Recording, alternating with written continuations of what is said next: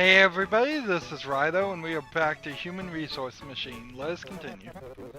This may be our last recording if we can do all three of these really fast, which would be a lot more than it should uh, go. If I get this all done in this next hour, that's only really a testament to the fact that I've played this game before, not a testament or a true or accurate first experience of playing this game. This has really been a series of a second experience of a game, playing the same game twice in a row, which almost no real video game player would do. Uh, so he goes pawn to b6, and check, and mate. Yes, I win again. I find the game is most enjoyable when playing against the best player I know, myself. So what are we going to do here? We're going to, each number in the inbox is an address of a tile on the floor. Send to the outbox the coordinates of the tile column first, second, row second. An example of 6 has the coordinates of 2 and 1. Alright, so I've got the solution already written down there, but so if you were really quick and saw it, maybe you would know, but whatever. That's the solution I used last time. What is the secret to being practically a perfect person? Yes, I like to remember the 4 P's. Proper planning prevents problems. Yes, now we know, but it's all about the execution. Give me an example. If your inbox is 15, which would be this, it should be 3, 3. And that's interesting that they included 15 because there's a number there already. And so, optimization challenge now. 14 commands or fewer, 76 steps or fewer. So, each of these is going to leave something. This is going to be done by subtracting by 4 because each row is 4. So 15 minus 4, or divide by 4 would be 4, 8, 12, not 16. So the number of times it goes into 15 without going over is 3. 15 is 3. And then the 1 would be the remainder. And 1...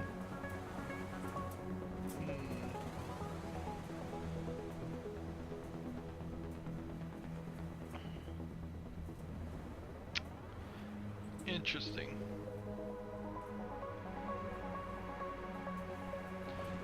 4, 8, 12, 16. No. 12 minus 5. 12 minus 15 would be 3. So it's division by 4 and then the remainder. It's actually just 2 things.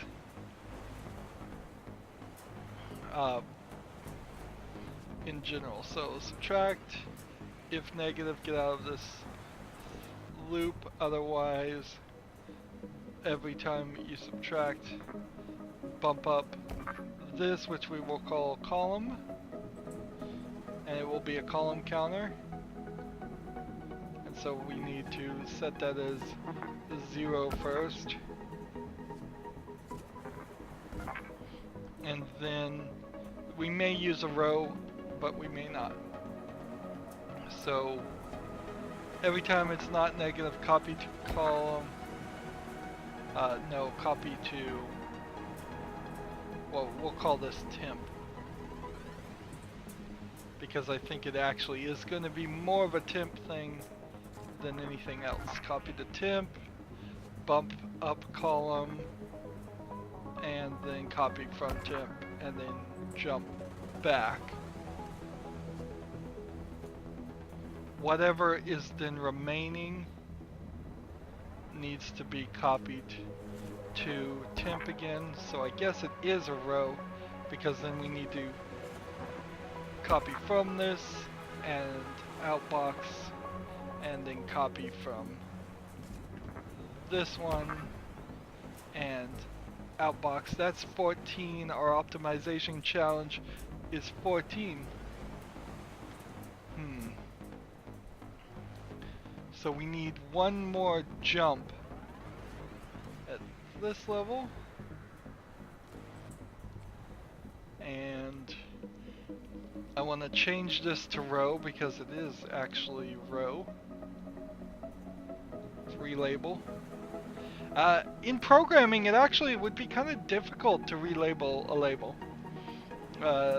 Depending on the compiler, I'm not familiar with one where you can make a label and then define it. I guess you could in something, but I'm not sure what it would be. When it's negative, we need to add it back to this.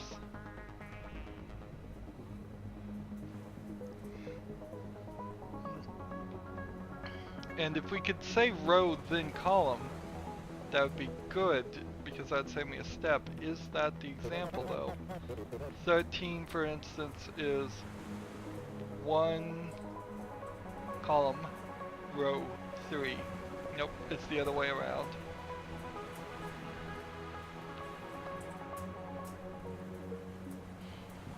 So, do we need to copy to row ever?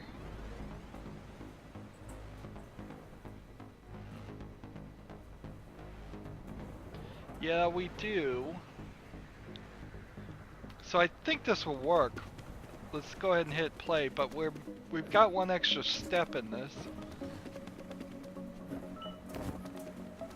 I think the extra step is we just don't need to use the 0 ever again. But we do need to use the 0, so that would actually be wrong.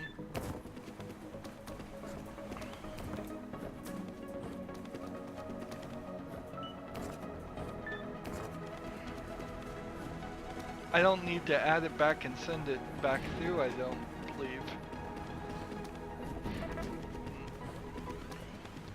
So 10 and 11 here are not necessary. Let's go ahead and take those out. That leaves me back at 14. Expected a 0, but we got a 1. Why did we get a 1? We subtracted, it was negative. Then we copied this.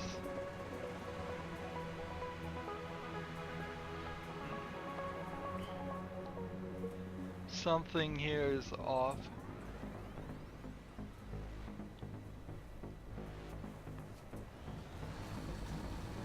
What if instead of doing this, we did it in that order? Would that change it? So we're gonna get a 3. 3 should be 0, 3. Right here. You'd think that you'd do this via indirect references or something, but you don't. And instead I send a 1, 3. So the subtraction needs to be done first.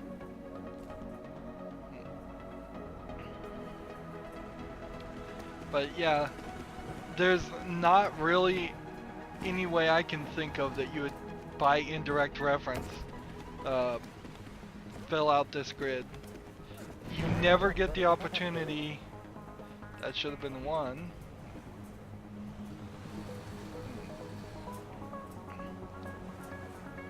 You never really get the opportunity to label outside of the carpet either, so this is like a one-time thing that only they get to do.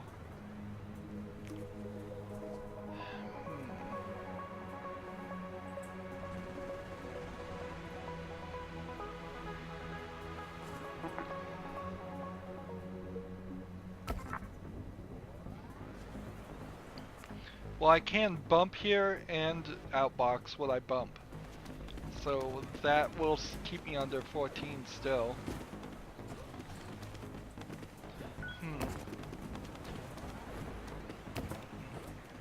This problem is just slightly different. It's like two steps to the right or to the left of what I would of what we've been doing up to this point, so it kind of makes sense. Let's step through this. We have a 4 subtracts equals 0. 4 should be 0, and then that should be 1.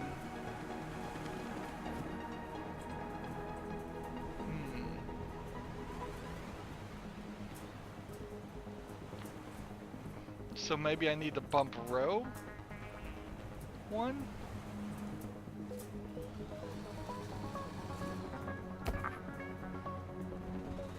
I don't think I've got the math right here. I think I've misunderstood something. 13 should be a 3, then 1. Put that down, bump that. Grab that, subtract again. Put that down, bump that, grab it. Subtract again. Put that down, bump it. That should be the answer. Negative, then bumps that to 4. And see, that's not right.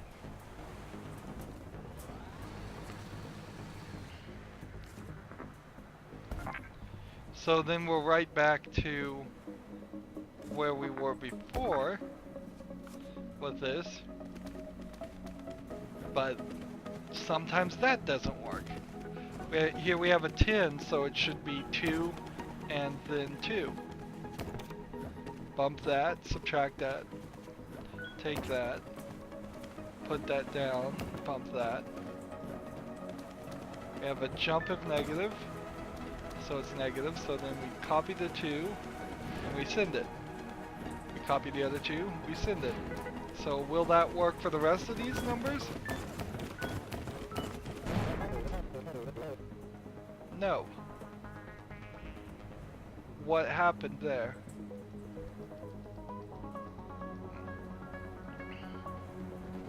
Let's start at the beginning. We grab the 14 and we subtract 14. That puts down a 10 and bumps that. 4 should go into 14 3 times. So we subtract that. That gives us a gives us 2, and then we grab that. We subtract that, and that gives us 2. And then this, and so it's 3 and 2 for what it should be, right? It should be 3, 2 for 13. Or should it be, I mean 3, 2 for 14, which is right here. So what's our next thing? We take that, we subtract that, we jump this way, then we just copy the 3. But he wants it backwards. Interesting. So I am doing it backwards. Those 2 things should then fix it.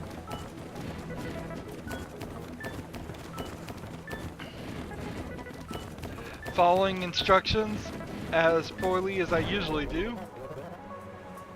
Wait a minute, why does this one not work now? So we have the number 1, which would be here. So subtract that. That's negative, and then it immediately grabs that. So instead of grabbing row, we will simply add back 15 That way we know we always have it right, and that should fix that issue. So this is really just division and the remainder. Divide by 4, tell me how many times you divided, and then give me the remainder. That's all that is. And that does that in 14 things. Does it do it in 76 steps? Yes, it does. So we're done. We didn't even need to go look at my solution. I suppose we could look at my solution. I don't recall this particularly being a difficult one. It looks exactly the same. It's the exact same code. I changed literally not a single word there is different. It's the same code. There's really only one right way. So now we go to Prime Factory. And this is the one I finally cheated on. Because I just couldn't be bothered to beat it, honestly. It's a complicated program, way more complicated than anything else we've done up to this point, and it requires a lot of steps. This is a very difficult assignment. I have no idea how to do it either. For each thing in the inbox, send out the prime factors to the outbox in the order smallest to largest. So prime factors, not factors of primes, which would be two different things, I think. Tell me more. What are prime factors? I have that written down here somewhere. They are unique lists of prime numbers that multiply together to result in a given number. What is the prime factors of 6, 2, and 3? What are the prime factors of 8, 2, 2, and 2?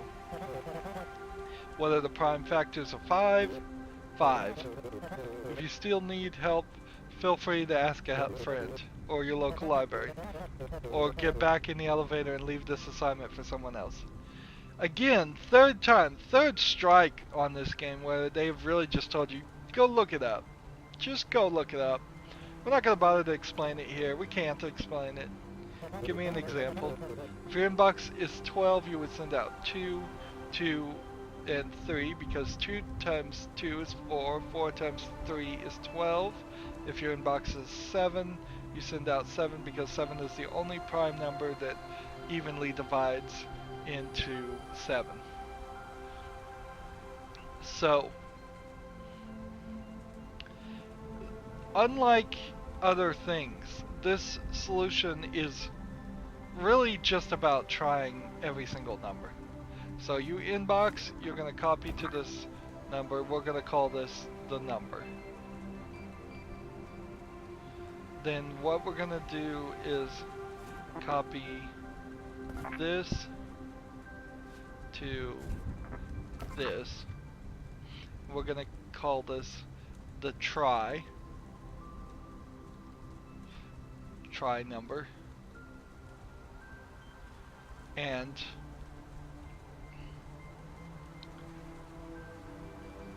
what we're going to do is subtract and use a jump of 0 to see if the subtraction is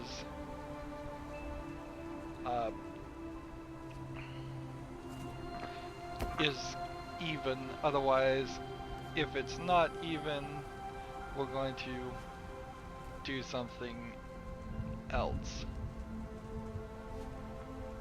So what we need here is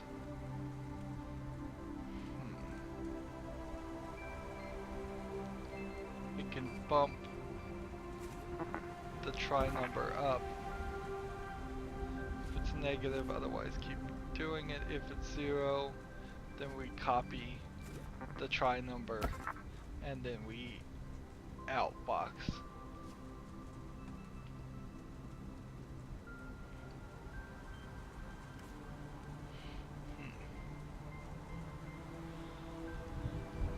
Unfortunately, I think there needs to be a little bit more code in this. Let's see, our optimization is 28 and we've only used 12. I think what we need to do is subtract this, and if it's negative, then go ahead and run all the way back to this.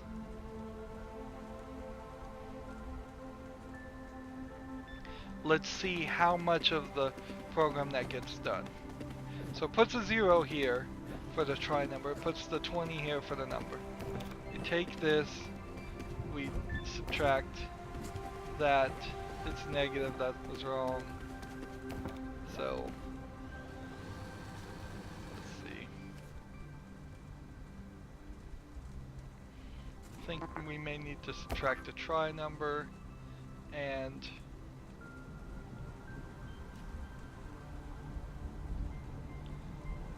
we need to bump up the try number by 1 because we can't divide by 1, otherwise that will be an issue.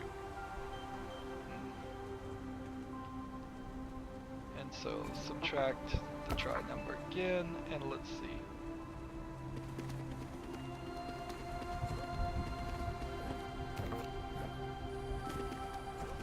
So it gets this.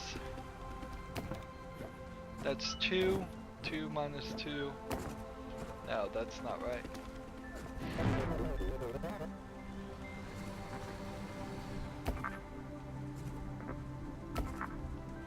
At least not in the order that I have that arranged. So I might actually get this program working. I understand the concept.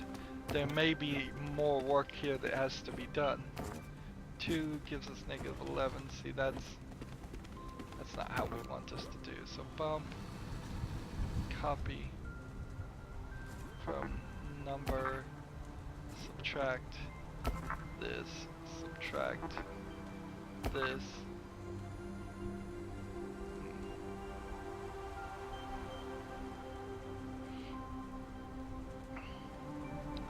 Maybe this copy from try number doesn't matter now. Let's see.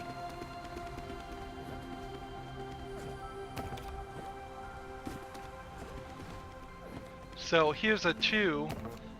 We're gonna subtract a 2. It's going to equal 0. That's gonna tell us to, I believe, grab. Nope, it didn't. What went wrong there? When we got the 0 at this point,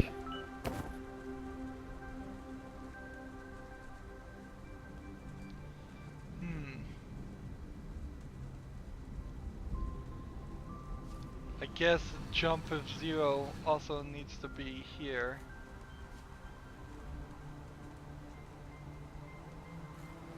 For that, the 2 case.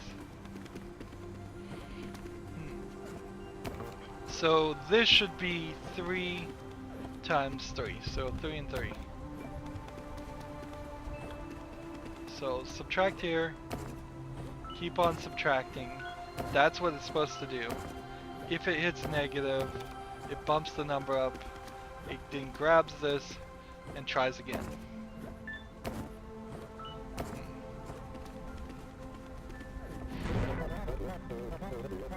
And that outboxes 3, and then what we need to do from that point is like grab it again and subtract it, and then copy the remainder to this. And that would be 6. So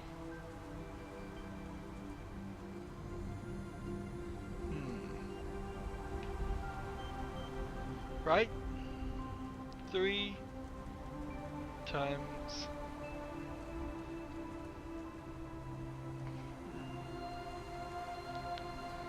interesting. I'm not sure if this is right.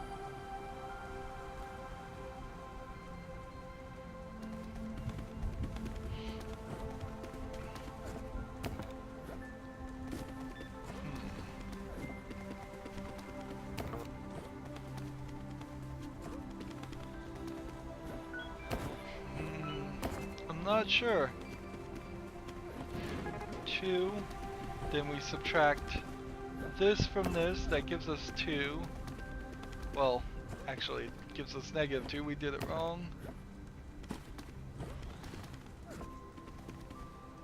So let's fix that. Let's see. Copy from number, subtract, try number, copy to number. Here's 11. 11 should only send out 11.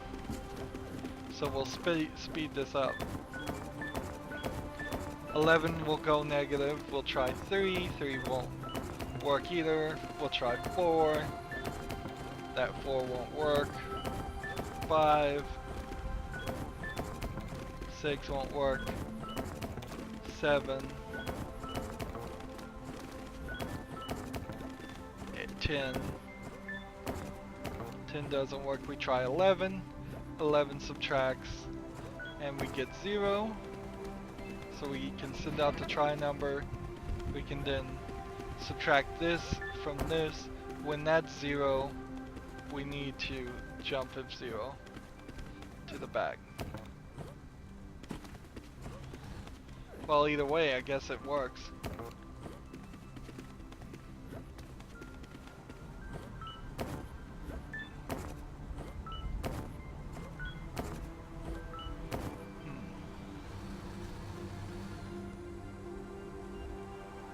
Jump F0 at this point back to the top. Otherwise, this jump, I think, should just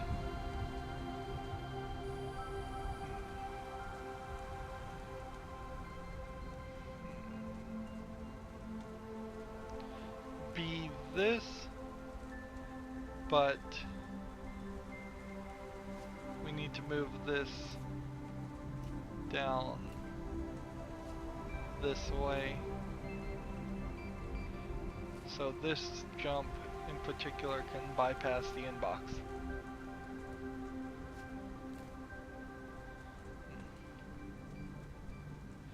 We could, I guess, remove that one line of code and just use that line of code.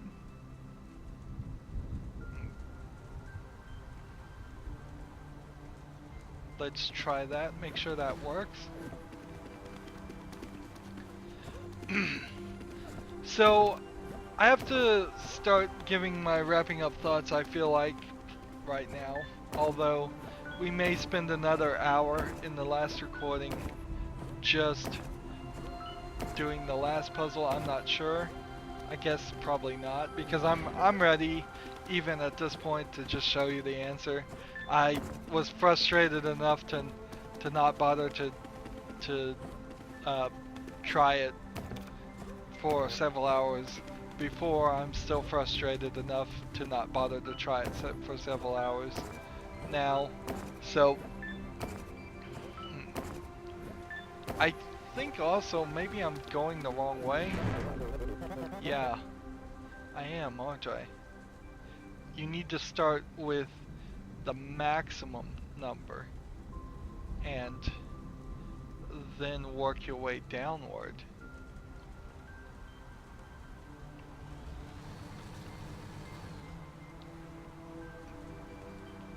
So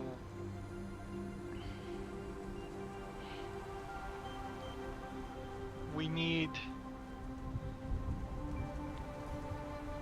8 more lines of code to check whether the number itself is prime, and then start bumping it down.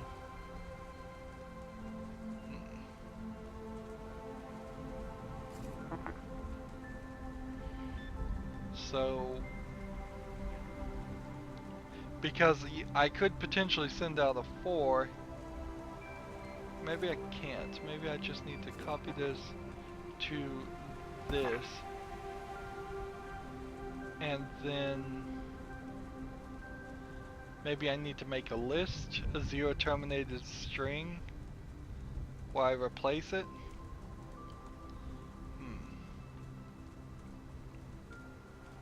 Let's see.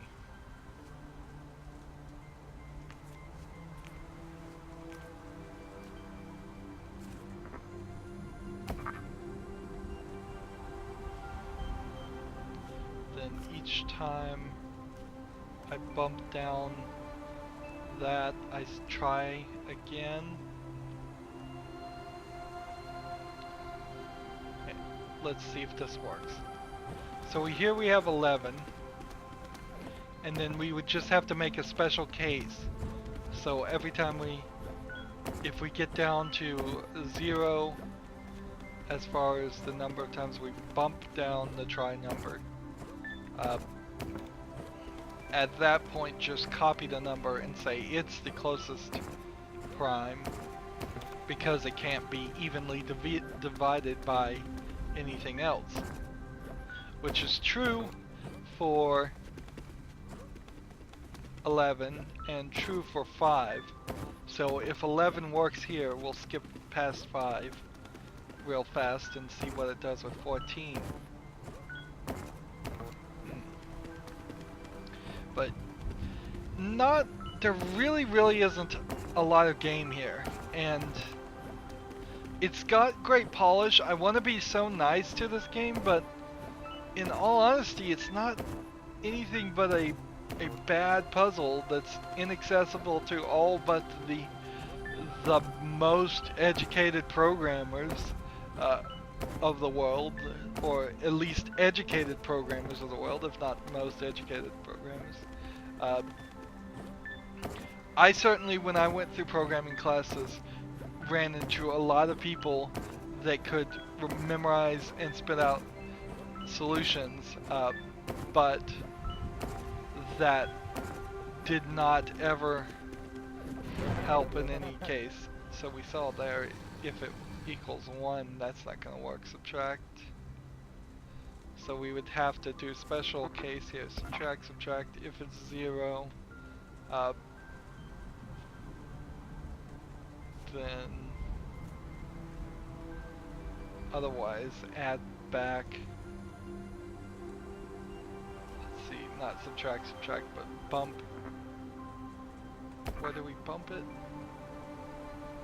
Bump try twice. If 0, copy from number and outbox.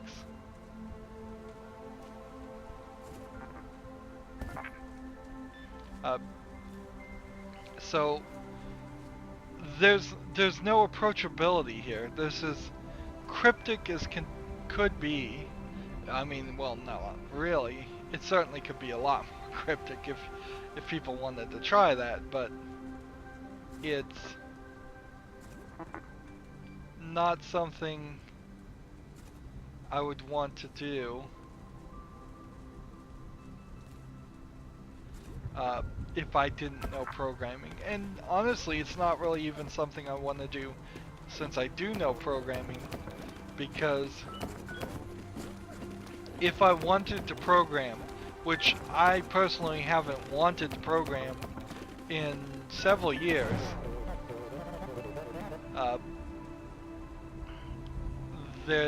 this wouldn't be what I would be doing. I could just install programming and make programs and take whatever satisfaction I can get from that. Having drag and drops, having colorful highlighting doesn't really help anything. A lot of compilers would potentially colorfully highlight words for you anyways. You'd have so much more power, so many more commands. There's an amazing list of commands that they could have at least mentioned here and expose your idea to the concept. It feels almost like they're trying to hold back for a sequel, but I don't see how you could make a sequel to this game. It's just not fun as a game, and it's just not productive as a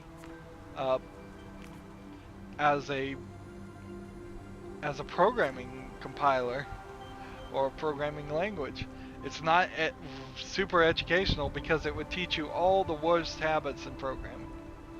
Alright, so here's the solution that I cheated from the internet. There's two of them. I want to show them both. It's going to bump 24. We'll step through it. So it just automatically gets a 1. then inboxes. This is the code to take the least number of steps. It copies the inbox to 0, like I did. Then it copies 24 to 20. Okay, then it bumps 20 to 2. Almost exactly what I did, except for I didn't bump this. Then it copies 21 to, copies 24 here to 21. So it adds a second number. It's now going to take this and subtract from this, just like I was doing.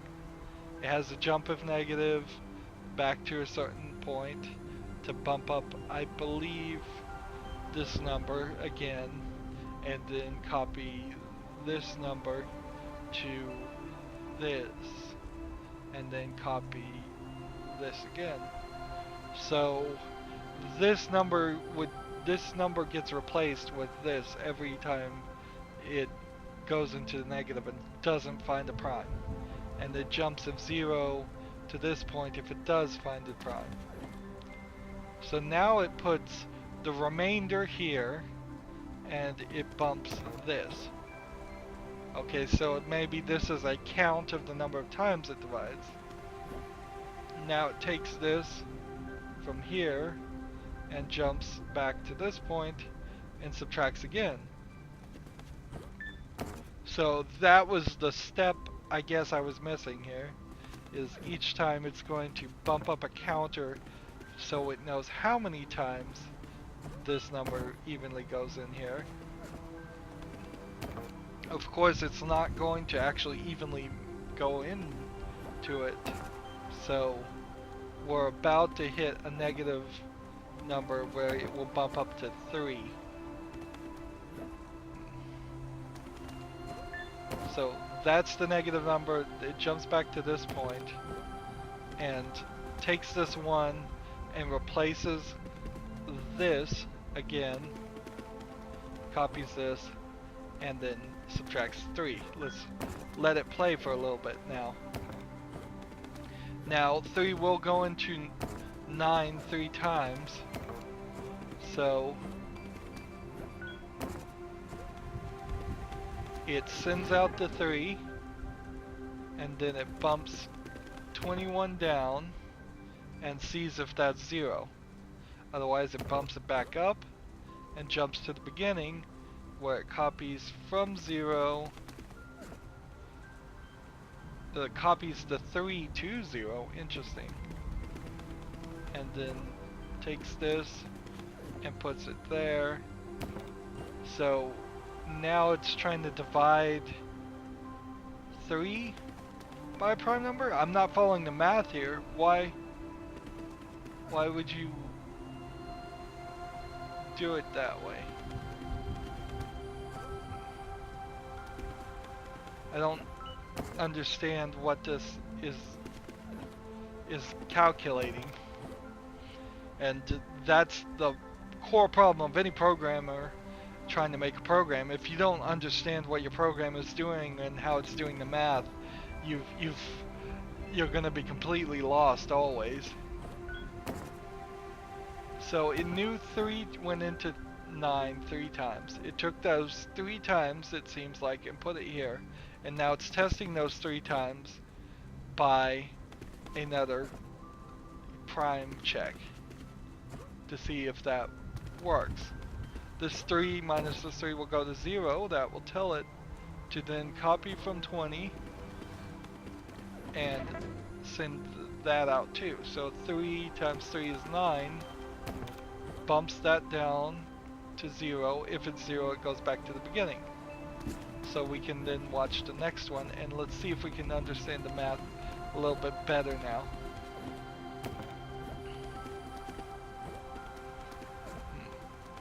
Even some of the steps I'm seeing here seem a little redundant, but this is the code to do it in the least number of steps. So the least number of lines of code, not the least number of steps. The number of lines of code and the number of steps often are the same thing, unless of course you decide to write really long lines of code, which also is not recommended if you're doing multiple actions in the same line of code, you're probably just doing it wrong. Not a ton of reasons why you would do that. It just makes it harder to read.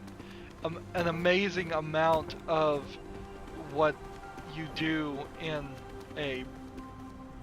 programming is simply just making your program as well labeled, as well commented, and as well made, so that other programmers and yourself in a year or two can look at your program and still understand what it's doing and how it will react to any kind of input.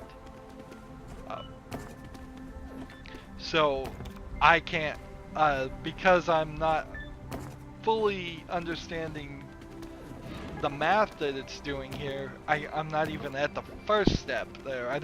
If I don't understand it, I can't explain it to somebody else. But I think this is a weird way of doing it, sorta, but it works. You just, if you use 2 4 times, then you see if 4 is a prime number. If it was a prime number, then you'd send it out. Otherwise, you then divide 4 into whatever primes constitute that, which would be 2 and 2, and then you send that out again. So it's multiple 2s. So 19, is 19 a prime number? Let's see. 3 gets you 18. 7, 14 gets you 21. I think 19 might be a prime number. So let's just speed it up and see if it sends out a 19.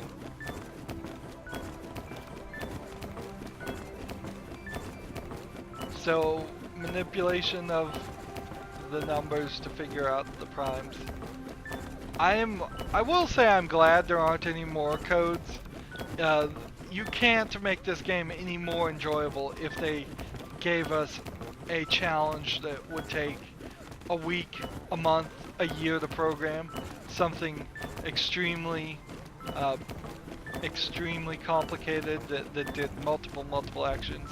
I don't see that improving anything. I think it would just make each challenge even more unlikely that you would finish it. Another point that we could make is in programming, unfortunately, you're almost never doing it as graphical as you would like. You don't have the nice Windows OK buttons usually until you learn to use those Windows libraries and depict that. A lot of your early programming, except for HTML, which is designed to load images and make a web page, a lot of your programming is simply just going to be a black screen like DOS. It's going to say enter input, you're going to type in the input, it's going to spit out an output. And it's a little disheartening when that's your first couple years of experience of programming. It certainly was mine.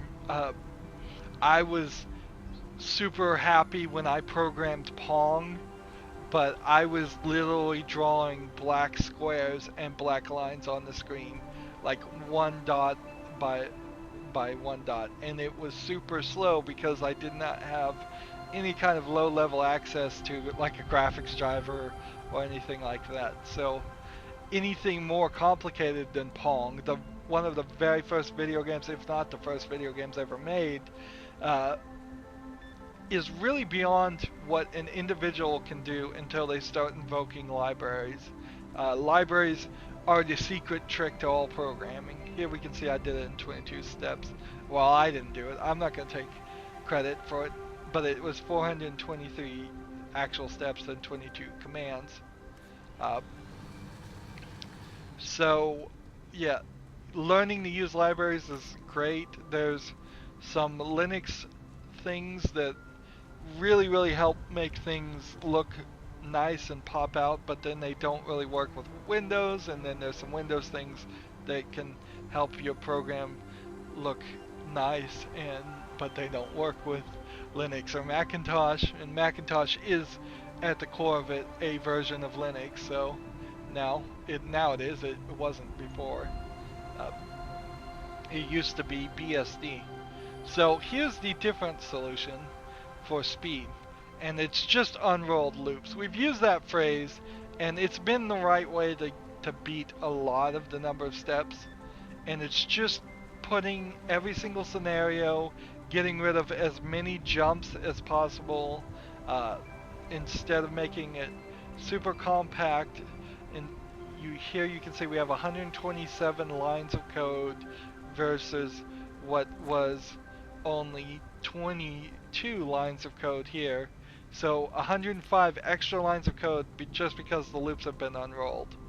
And when we hit play, it's practically going to do the same thing. It gets to 2, it sets a 3, which is a little different. It gets a 5, it gets an 11, and the reason it stops at 11 actually is because it knows that the inputs here only are going to go up to primes of 11. So it's actually a bit of a cheat too. This would be the other way to do it. You could see that, well, there is no prime number mentioned here above 11 because most of the inputs are below 20. So what is the next prime number after 11? It's 13 maybe? Let's see. So, but you apparently don't ever get 13 because this certainly runs, and it runs in the least number of steps.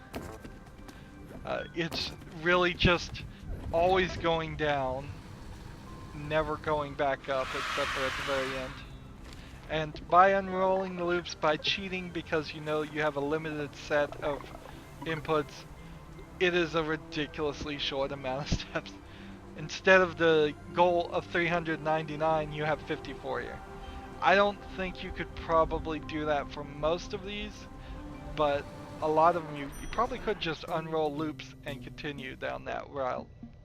So let's do sorting floor now. In an odd way, there's really not a lot to say about this. I will say that this is an odd experience for me. Playing a game twice in a row and then reviewing it. A lot of the anger, a lot of the frustration that I would have been expressing the first time I played this game has kind of melted away. I have beaten levels in incredibly ridiculous short amount of time when it took 3-4 hours for a lot of them. So you're missing quite a bit of my experience, and that's generally why I don't do that, plus time management. It doesn't make sense to play a game twice in a row. But I want to show my initial experiences. I'm not personally interested in doing a composed, written review or verbal review of a game after a week of playing it and letting my emotional impact from that game kind of simmer. Often that means if a game is bad, I'll be frustrated with it and I will express that immediately, whereas if I waited a week, maybe I would have forgotten that. I'm a pretty forgetful person, so it would be an easy thing to do. I have gone back and played a lot of games that I've played before, and when I go back and play them the second time for this channel, not the second recording for this channel, but the second time because I want to get footage of it, a lot of times I'm disappointed by the games. I see sections that I've forgotten, sections where the difficulty spikes like crazy. Like this game, the difficulty spikes. Anyways, let's move on. Hey, check out this new office. We really climbed the corporate ladder together. Thanks you, my supervising skills truly are adequate. Your skills are pretty good too. Whatever it is you do over there. So, are you ready? So,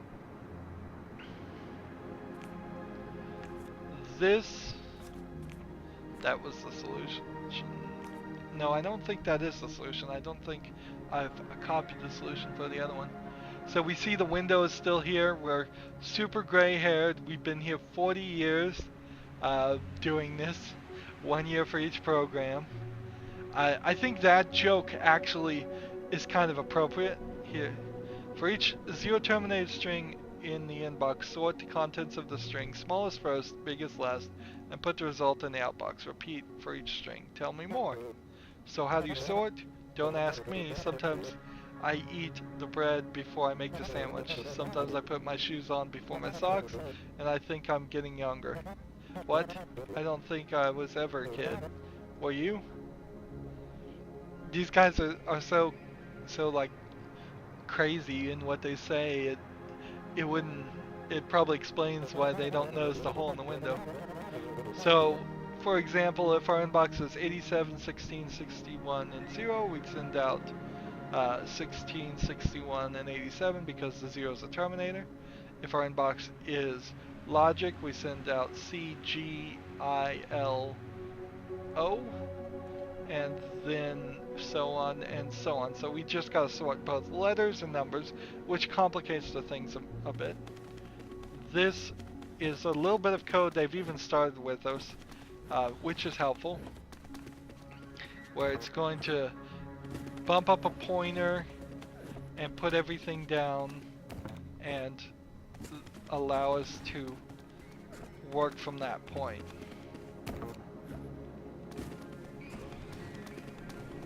So here we have, with that code, it's going to zero terminate it. I'm not sure if you really need to put the 0 on a tile. So what we want to do is label first. I did get this done. I may not bother to get this done, just in an effort for the next 25 or 15 minutes to speed things along. I don't see a reason right now to go to a final episode. I think we can just wrap up here.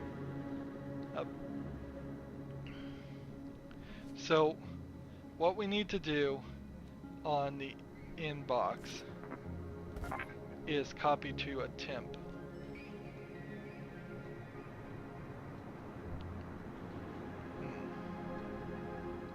And then what we need to do is copy from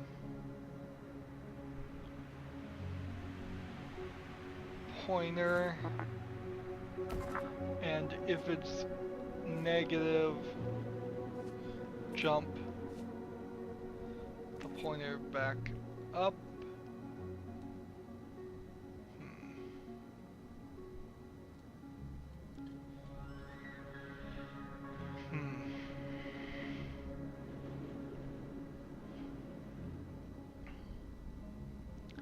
Let's go back and not use the solution we had.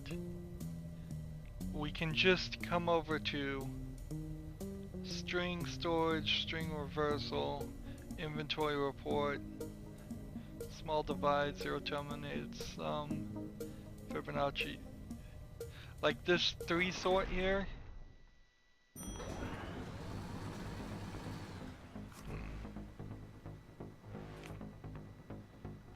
We could do something like this and move things around, but we wouldn't want to use this code because it doesn't have any pointers in it. So string reversal, no. String storage floor.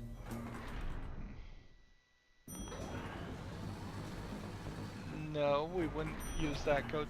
You'd think there would be something here. Something that would sort things around and do something. Anything that would help. But no, there really isn't any code. These concepts added together, several of these concepts, some of them not so much, maybe all of them. Maybe they all do kind of build together to this final sorting thing. But there's not a lot here.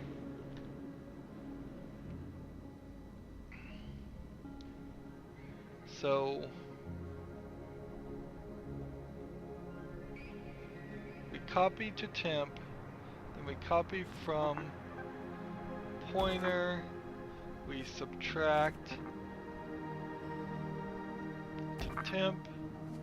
If it's negative, we then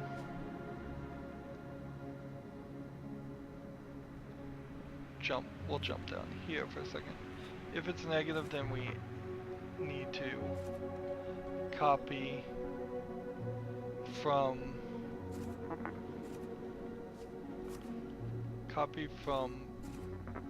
pointer and copy to, we'll name something here +1. And so when we start up here, we will then copy 0 to this and bump it up to 1. Sometimes I'll use a +1 pointer. Copy from that to that, and then copy from temp to pointer, and continue doing that.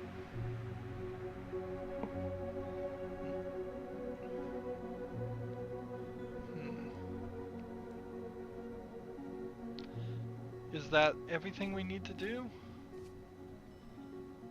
I'm not sure.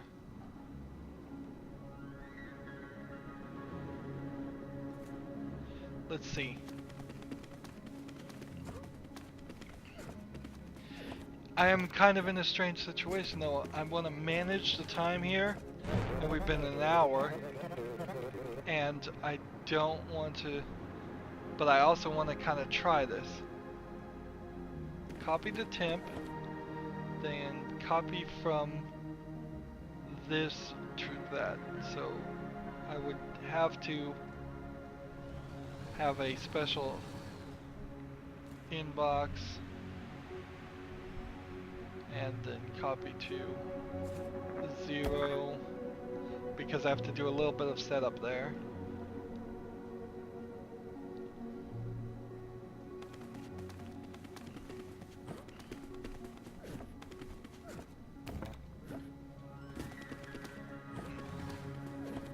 This,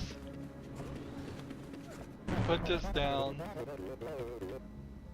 and then we copy from 0.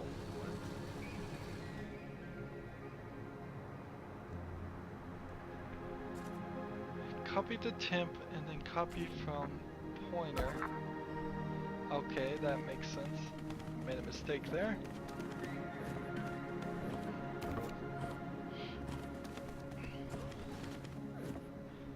So we put it down, then we put the temp here. We need the temp particularly for letters. We go and we subtract, we find out that 78, wait, no, that wasn't right. We subtract 78, and because it was a positive number, then we don't just copy to pointer, we copy from temp and we copy to +1. Then +1 jump of 0 is not necessary anymore. Bump simply the +1 there and the pointer.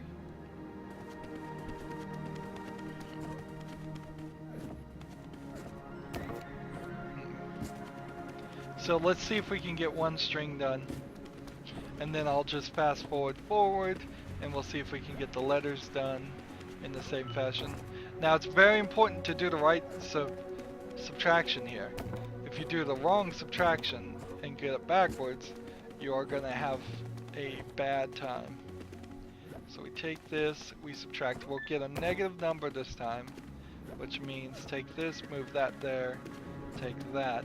there.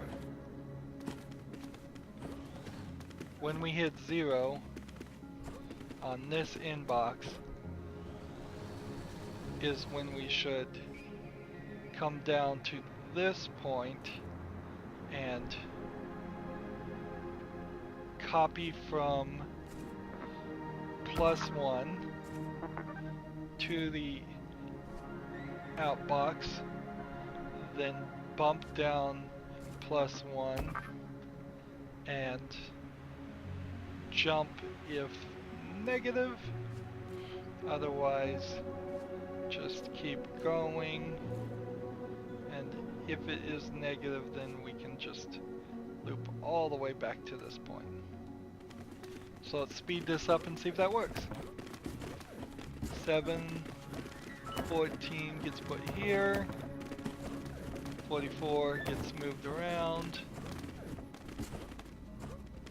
So now it sends out 14, knocks that down, grabs this, and sends out this. And grabs this. Now, what could mess this up? Well, if, for instance, this number was a lot less than this number, maybe that would mess it up, but I don't think the way I've written the code that could happen.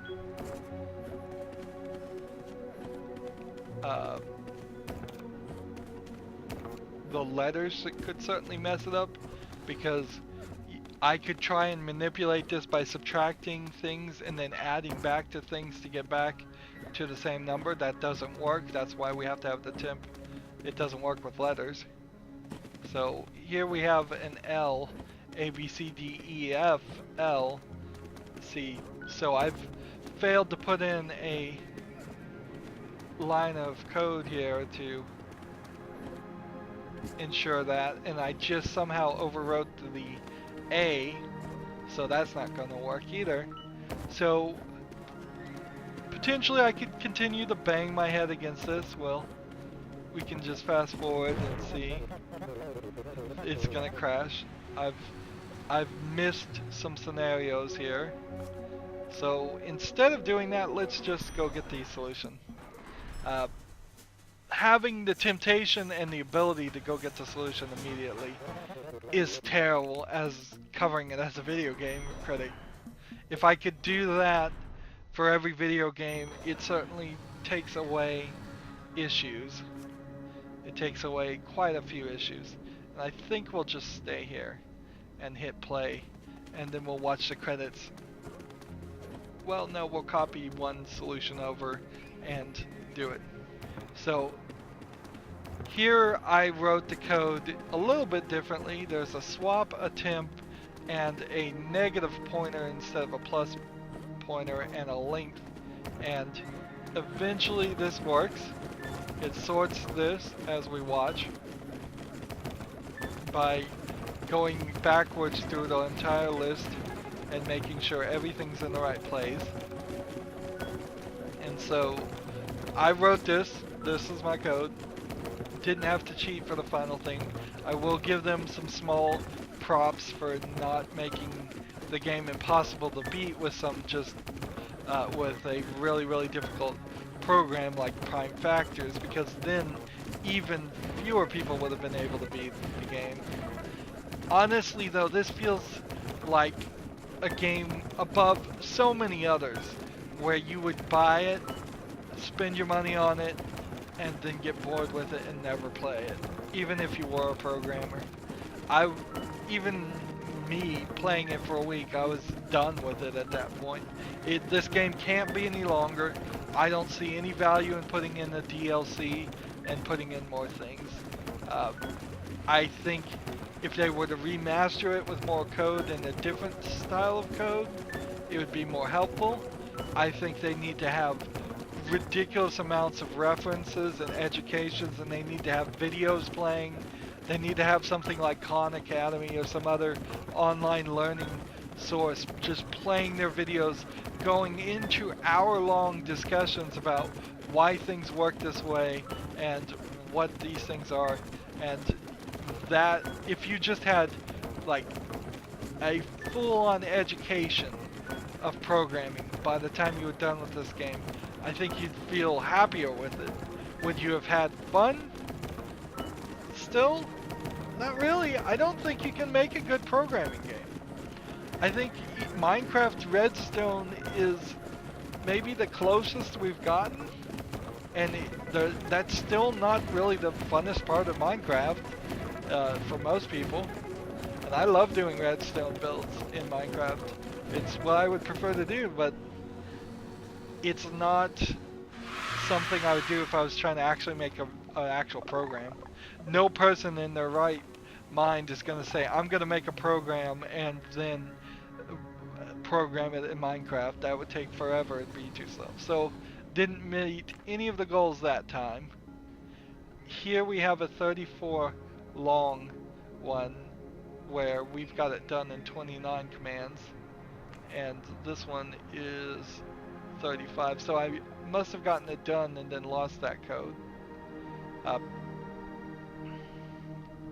So in this example, I get rid of the length in the code, having that as an extra thing, but it's effectively the same program. And I don't know if I'm going to get any optimization here, optimization challenges here either. I don't feel like the optimization challenges added anything. I think there definitely needs to be education, definitely needs to be a hint system, definitely needs to be a way to skip it. Often we get cell phone-like games where you have 50 puzzles, but you can only get to the first and second one at the beginning. I think in this case, for this game, and all those cases for those style of games, just let people do all the puzzles. If you could jump around and keep yourself interested in the game while still not actually beating any of the levels, at least that would give more entertainment value to somebody, whoever is playing. Eventually, yes, they get frustrated and still quit, but maybe they would have seen more of your game, what your game had to offer, and maybe something else would have caught their attention. There is nothing else in this game, though. You could certainly have done some math challenges, and some math in this game might have helped a little bit. You could have done other kinds of actual puzzles, jigsaw puzzles, tile push puzzles, something else here. If this was a little bit simpler, this game could be part of a bigger game. A good example of this is BioShock 1 has pipe puzzles to hack vending machines. Nobody's really going to want to play just the pipe puzzles except for me. I'd like to play some pipe puzzle games alone, but most of that game is a first-person shooter. But every now and then you have that falling action, you have a different style puzzle to do if you want to do it completely optional.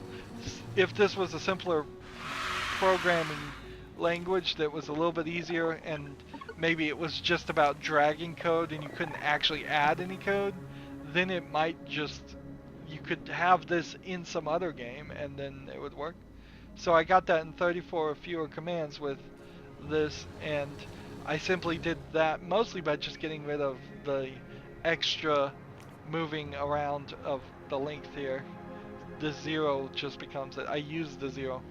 And then the third one here, I did it 35 times, 35 lines of code, and I assume this just finds a slightly different way to do things to take a few less steps. I think what I did here is instead of using temp, I only used swap. So temp in this case is useless, and then I also didn't use the length. So those two optimizations of each program added together got me where I needed to be. And that is a valid way to program. It is, but a kind of a silly way to program too, to say, I'm just gonna delete all my progress and start over from scratch. I find it works sometimes on really small problems, but once you start getting the big problems, if you have a manager, if you have a boss that's monitoring your activities at all. They're not going to allow you to say, let's throw this million lines of code out the window and start over from scratch. Which is a shame, because that's how you get programs like Windows taking up ridiculous amounts of RAM and space on your hard drive, is because they have billions, if not more, lines of code in their programming that needs to be gotten rid of, and they need to start over from the beginning. But they can't do that because everybody has made their programs to run on the code of Windows, and if the code of Windows runs, all these old programs that are still around and haunting the world would stop working, and then you have a bunch of people still running at Windows XP 10 years after its stuff has been discontinued because Windows 7 isn't compatible for some reason with their one program. And that's the nightmare. It is the real Y2K, where Y2K itself was kind of not really a big problem. The real Y2K is the fact that there are millions and millions of programs out there written poorly, not robustly, and because of that, they simply only function and continue to function because they're running on old versions of Windows, or because Microsoft is bending over backwards, leaving bugs in their own code to return the results that those badly programmed programs are. So let's quickly go through here. It is such a strange thing to be at the end of a game and just really have nothing to say. Really have nothing to say. It's less than mediocre, this game. It's so specialized, it's hard to really rate it at all. But I would say it's less than mediocre. Because it's just programming. At the end of the day, it's just programming. There's no rewards, there's no story here. They didn't really put a story in it. They have the same music go in the background. They don't even have an audio option or video options in their games, which I hate when games do this. They just, doesn't matter how simple or small your game is, have an audio option, have video options. You should at least be able to turn the brightness up and go full screen, or at the very least go full screen and turn on subtitles, because both of those are, well, all of those are maybe accessibility issues for people with poor eyesight, or being deaf, or hard of hearing. So also I think all programmers, all video games should start their audio at about 50%, so if you are actually deaf, you can then double the audio up to a unreasonable amount of volume for people that are actually deaf. Of course, you don't want to help kids make themselves deaf by turning up the volume. So that's a delicate balance there. But to get back to this game, it's just so much of nothing. So much of nothing. If this game was only the lines of code here, and not this animation to show you what it's doing, it would be the same. It would be better in a lot of ways. This thing never got any further. Why they didn't move the lines of code at least this far makes no sense. I assume what it is I'm at 1080p resolution and this squishes down to a lower resolution. Maybe that's the case. Or maybe it's just because the pop-out commands here are this way. This game has strange limitations. You don't have a jump of positive, which would save us a lot of steps in several places. You can only have 15 labels. You can't comment in the same line as a command, which is odd. Usually you could put a comment after you type in code. The copy and paste feature is nice, but completely useless if you try to use it out of the program. All you can do really in the real world with this code is paste it into a website or copy a solution that has been pasted into a website and paste it back in here. What they give you here doesn't look to me like anything that could easily be translated into any other language.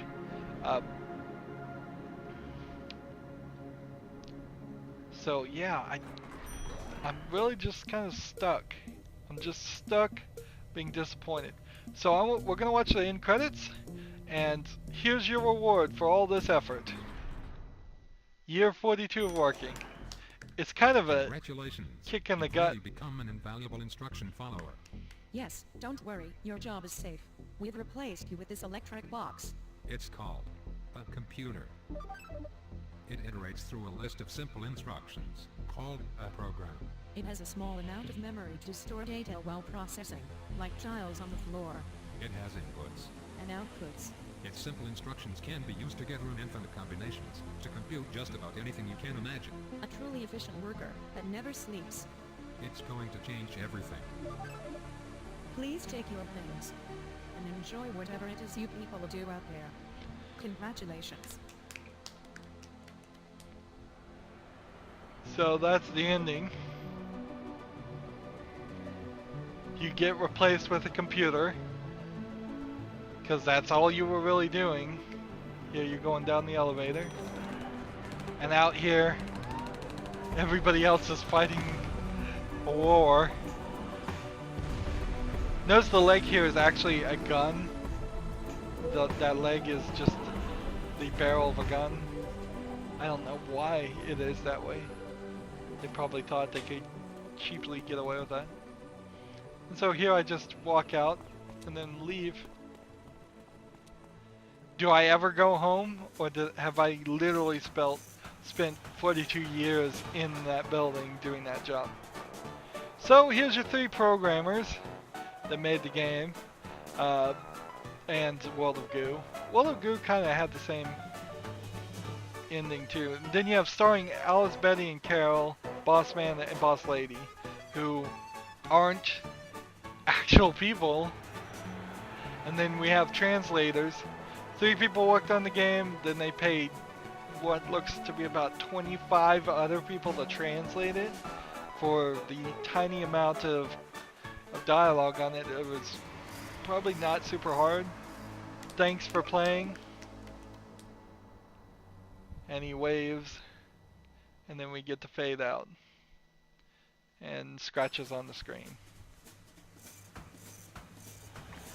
No resolve or resolution to the story. And in the World of Goo, they kind of had that kind of thought too. I wanted to scroll here and see if maybe there was an extra secret thing way at the top or something like that. We'll scroll down to the bottom. But if the World of Goo story and this story is connected, then what we're having is this world building experiment of a story go on forever. I will just off screen copy the other solution here. Oh, I probably won't even bother to copy the other solution here, frankly, because I've already got all the achievements in the other save file. So there's no real reason. But yeah, who wants to buy 3-4 games made by the same people to, over the course of 4 to 8 years, get a incredibly short story about this world? Nobody. Frankly. If they were going to tell us this world was being attacked by robots and they needed to give us way more there, we needed to have some resolution. But no, they just wanted to have a silly side note there and try to make that feel like that's compelling when it really isn't. Compelling is a good phrase, I would say, for this game. This game is not compelling to play.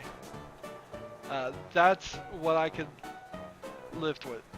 leave it with. It's not compelling to play, and even if you do play it, it's not particularly fun to play. You've gotten the light version of this review. I would have been a lot meaner to it the first time. First time I played, I wasn't having to talk, so I would just sit there calmly and play the game for several hours. Took me almost a week to beat it. And second time, a lot faster, a lot easier. I made myself look a lot smarter than I really did. Where was that sort code? I swear I had it, but I must have erased it. Because I never saw it. There was a code here that would... Let's see. Inventory report?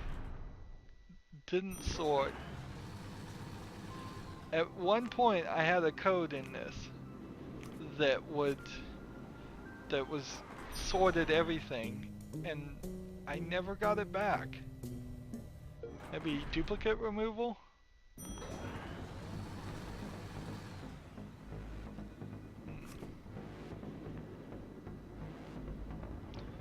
No, I don't think so.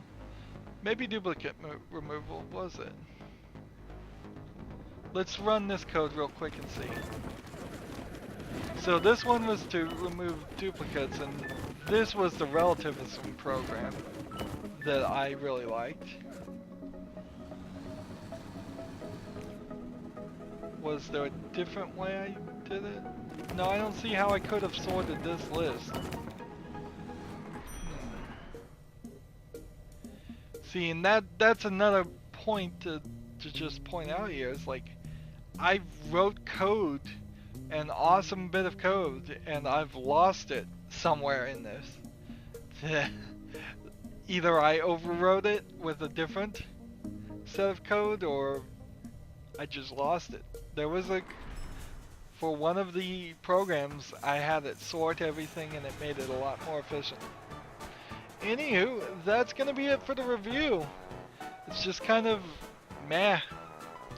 I hope you enjoyed it anyways. As always, I ask you to like, share, subscribe, comment if you want to, and watch every second of my videos. All of that helps out. If you want to support me, you can click on my name, Rydo. On the right will be a blue button that says support this channel. Click it, make a donation. And if you want to friend or follow me on basically any social media sites, there's a whole bunch of links down below. Also, when you click on my name, Rydo, and get to my main YouTube page, there's that playlist tab. You can click that and see a playlist for every single game I've ever covered. Thank you for watching. Thank you for going through this. I think you deserve an award if you went through this, particularly if you didn't understand programming. I hope I was able to teach something, but honestly, I doubt I was. Honestly, I moved so fast and I didn't explain enough. You have to be very precise and very detailed to educate, and I don't think I have that skill well enough.